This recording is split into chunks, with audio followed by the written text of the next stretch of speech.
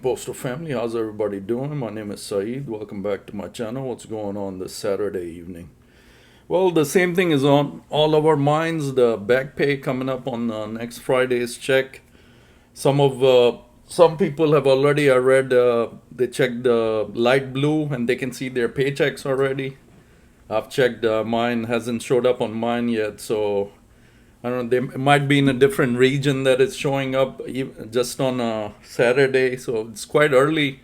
Usually, in the past, I've checked it on Mondays, and that's when it actually shows up, at least where I'm at. So that's my topic today. Some more details about the back pay. Some things I got to bring forward about what we're receiving and what's in it and everything like that. But first, if you're new to the channel, my name is Saeed. Postal content is what I do. You know, I love to do postal content. Thanks so much for all the support you all give me. Keep giving me the thumbs up. Helps out everything. And everything I say on here is from my views, my experience, my research. I don't speak on behalf of USPS, Post Office, in none of my videos whatsoever. So, again, thanks so much for all the support. Hope everybody's doing good. And let's get to today's topic about the back pay that's on all of our minds. The NALC of letter carriers announced that city letter carriers will receive retroactive pay for 6 wage increases from 2023 to 2026 national agreement. This back pay, which includes 4 cost of living adjustments and 2 general wage increases, will be included in August 29 paychecks. So coming up this Friday. City carrier assistants, CCAs, will also receive back pay for 2 general wage increases. Securing this back pay required a concerted effort by the unions, as it is not automatically guaranteed in arbitration awards. The article details several recent pay changes, including a 6.3% increase for carriers at top pay, step P, and a proportional increase for other career carriers. A 4.7 pay increase for CCAs, the elimination of 2 lowest carrier pay steps, AA and A. All that fun stuff that they eliminated, the AA, the 2 steps were eliminated. And now once a CCA becomes a PTF, they get like a $4.50 raise to get to step B. And the rest of us that did that time just hang in there. That how's this fair? But that's what rent fraud came up with, and that's what we have to live with. The article also provides a historical overview of NALC's collective bargaining, noting its unique structure shaped by the Postal Reorganization Act of 1970. The prior transformed the Postal Service into an independent agency and granted postal employees private sector labor rights. Interesting. Including collective bargaining and the use of binding interest arbitration. Article states the unique history has resulted in a unique pay schedule structure. The pay schedule has evolved from federal government's General Schedule GS system.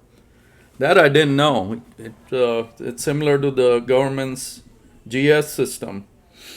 While the number of steps to reach top pay has increased over the years. The recent Nolan Award reversed this trend by eliminating 2 steps and reducing the time to reach top pay. In comparison, the federal GS system will still take employees 18 years to reach the top pay grade. Stability in contract settlements. The NALC's contracts have shown remarkable stability, with a consistent pattern of 2 cost of living adjustments and 1 general wage increase annually. The article notes that this stability has allowed the union to secure 149 wage increases since 1971. This article is really making NALC look really good, isn't it? 149 wage increases. Now, they could have been 4 cents, 10 cents here and there. It adds up to 149. The importance of the COLA clause. The NALC has consistently prioritized protecting its COLA clause. The article emphasizes that COLAs have accounted for more than half of wage increases for letter carriers since 1970 and have provided crucial protection against inflation. Unlike some other union contracts that have weaker or no cost of living provisions. Looking ahead outlines the union's agenda for next round of contract talks in 2026.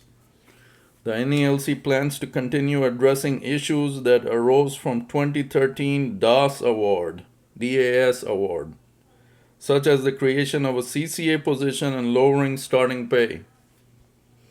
Yeah, that was a really tough year, 2013. I have co-workers that told me what had happened, and they were just informed that they will be taking a big pay cut. A lot of them wanted to leave, but they had already spent a few years there, so they decided to stay and take the pay cut.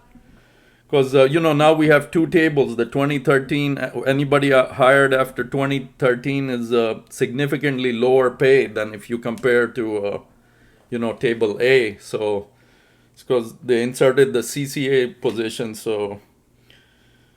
The union's goals include making more progress to improve the CCA category, raising pay for all carriers, and defending key contract protections like cost of living adjustment clause and ban of subcontracting. So that's really good information about the pay structure comparing to the GS system of the government. Some good stuff. Somebody had asked me earlier about retirees. Actually, a retiree had a question that where is he or she gonna receive their back pay. So the answer somebody had gave me, you got to go to your station. If you're listening right now, watching, go to your station you retired from. That's where your back pay check is gonna arrive. So I would go there, and they would know exactly when it's gonna get there. They would give you a date right there and then. So upcoming cost of living adjustment. The back pay is coming just before 5th cost of living is scheduled to take effect on September 6th. Tax withholding. Some carriers who have received back pay in the past have advised against changing tax withholdings on this check, and instead allowing the money to be taxed at a higher rate, and then waiting for a potential tax refund the following year. Retirees, here it is. Letter carriers who have retired after working under the terms national agreement will also receive retroactive back pay. The Postal Service will then recalculate their high 3 averages from the Office of Personnel Measurement, and their retirement annuities will be adjusted accordingly. So lots of good stuff, about our back paycheck coming this Friday, and it should be. Some people were saying that tax was 40 to 50%. The ones that have received it, they went on light blue and checked it, and they were saying there's gonna be a lot of grievances. 40 to 50% tax on the back pay that we waited all close to 700 days. So all that back pay with the overtime. Of course, Uncle Sam is gonna, they're gonna take their share. That's a given. Once we found out we're getting a back pay check, we knew that tax is gonna be really high, and there's no way around tax. You got in the States, there's a IRS, gets their fair share all the time, so there's no avoiding that. So hope everybody's doing good, and hope everybody puts some money in their saving, and I know I will. So I mean, a lot of also people were saying it's not going to be exact, because how someone's going to calculate all the overtime an individual has worked. They're just, it's going to be, if anybody knows how all that stuff is calculated, let me know in the comments. It's just out of curiosity. because there's a lot of carriers. How many? About 200,000 or something like that, maybe more. How is each of those carriers with overtime back pay is calculated? I don't. It's got to be something to do with AI, some kind of computer program that does all that, because that's a lot of guessing. Then there's a lot of guessing, ballpoint figure, for each carrier to receive that back pay with their overtime work. So that's where we're at. And again, thanks so much for all the support, everybody. Like I said, throw that check into your savings. Don't spend it all in one place. I mean, and the paycheck is on Friday. There's some questions about, because guess what? That following Monday is Columbus Day. So that big check, Columbus Day, it doesn't equate well. And there was a lot of talk of call outs on that Tuesday. Hopefully not. Those Tuesdays after a Monday holiday are already rough as it is, and now you put extra money into the carrier's hands, and they're gonna enjoy it. But I wouldn't. Well, who am I? If you're gonna call out, you're gonna call out. But that's, just think of it. You're putting double pressure on your coworkers. It's a team-oriented thing. At least in my sense, it would be a team-oriented. So, but others don't see it that way.